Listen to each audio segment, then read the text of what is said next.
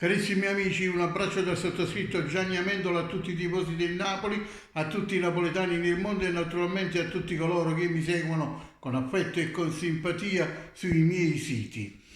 Cari amici, incredibile, veramente incredibile. Dopo la vittoria del Napoli a San Siro contro il Milan, il Napoli perde 3 punti, regala 3 punti pesantissimi per la salvezza allo Spezia. Napoli-Spezia finisce 0-1 a favore della squadra ligure. Incredibile. Ma come si fa a battere il Milan con una grande gara e poi perdere con una squadretta come lo Spezia, una vera e propria squadretta da salvezza?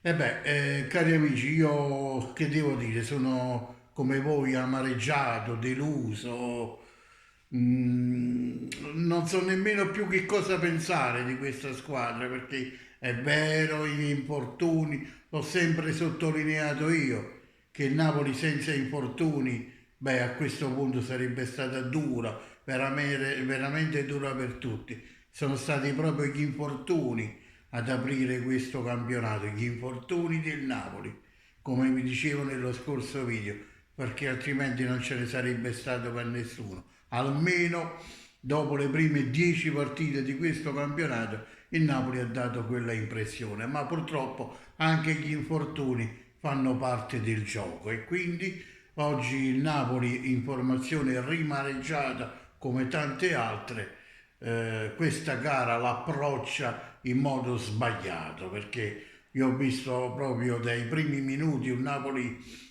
con la testa nel panettone, che ne so, alla vigilia. Ho visto che l'approccio non era quello giusto, forse avrà sottovalutato l'avversario, avrà pensato tanto a questi gli facciamo quanti gol vogliamo e glieli facciamo quando vogliamo noi.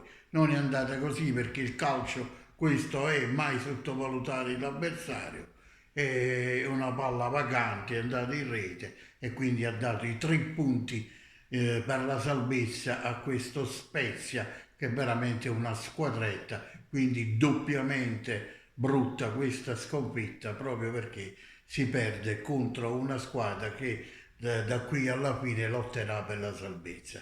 Viene l'Empoli e ci batte, viene lo Spezia e ci batte, e allora questo che cosa vuol dire? Cari amici, vuol dire che non siamo da scudetto, dai, diciamoci la verità. Vedete, il Milan ha dato 4 palloni all'Empoli, lo stesso Empoli che ci ha battuti. Dopodiché l'Inter vince col Torino. Torino una bella squadra, una squadra tosta, l'Inter una squadra che non fallisce mai il colpo. Fate un po' i conti, quanti punti l'Inter ha recuperato al Napoli. Cari amici, oggi mi sono convinto che forse questa squadra, il Napoli, non è da scudetto. Il Napoli non è da scudetto, lo dico con la morte nel cuore, perché una squadra da scudetto che va a Milano, raggiunge il secondo posto meritatamente, batte il Milan, antagonista proprio per il primato, poi la partita dopo se li deve mangiare gli avversari, infortuni o non infortuni, invece il Napoli è sceso in campo proprio come se fosse una passeggiata. Una squadra che va per il primato non può scendere in campo come è sceso il Napoli nel primo tempo. È il mio modesto pensiero. Spero naturalmente, me lo auguro con tutto il cuore, di sbagliarmi e che alla fine poi il Napoli ritorni ad essere capolista, ma con questi chiari di luna e visto anche la forza dell'Inter e anche quella del Milan, malgrado li abbiamo battuti, io credo che il Napoli oggi abbia dimostrato di non essere una squadra scudetto per le ragioni che vi ho elencato. Quindi sono delusissimo, amareggiatissimo come tutti quanti voi.